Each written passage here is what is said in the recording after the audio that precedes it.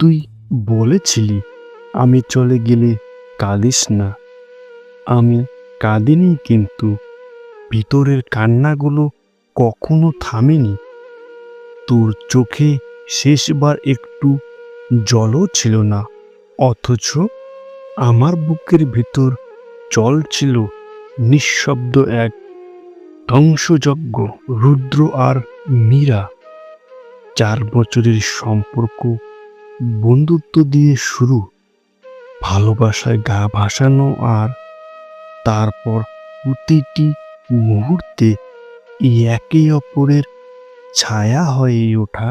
রুদ্রের কাছে মীরাই ছিল পৃথিবী, আর মীরা, সে ছিল স্বপ্নে বিভোর। বড় কিছু করতে চাইতো, বড় জীবনের জন্য সব ছাড়তে চাইতো। এমনকি রুদ্রকেও একদিন হঠাৎ বলল, তুই আমার ভবিষ্যতের সাথে মানিয়ে নিতে পারবি না রুদ্র। আমি তোকে ভালোবাসি, কিন্তু আমার জীবন অন্যরকম। রুদ্র থমকে গেল। মীরার ঠোঁটের প্রতিটি শব্দ যেন বিষ হয়ে বুকের গভীরে ঢুকে গেল। তুই চাইলে যেতে পারিস, আমি থামাবো না। রুদ্র শুধু এটুকুই বলেছিল, কোনো অভিযোগ নয়, কোনো কান্নাও নয়, শুধু বুকের ভেতর জমে থাকা হাজারটা প্রশ্ন নিয়ে দাঁড়িয়েছিল সে। মীরা চলে গেল, নতুন শহর, নতুন জীবন, নতুন কারো সঙ্গে। আর রুদ্র সেই পুরনো চায়ের কাপটা আজও প্রতিদিন সন্ধ্যায় তুলে নেয়। যেখানে দুজন বসত একসময়, আজ সেখানে শুধু সে আর নীরবতা। তবু সময় বয়ে চলে।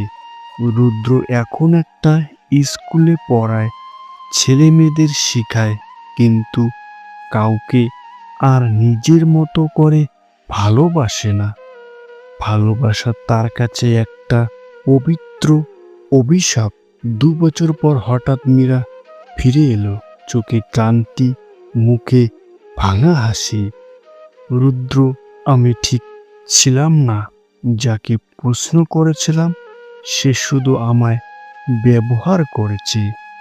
তুই তো আমাকে শুধু ভালোবেসেছিলি, কোনো শর্ত ছাড়াই। রুদ্র কিছুক্ষণ চুপ থেকে বলল, তুই ভাবিস আমি তোর জন্য আজও বসে আছি?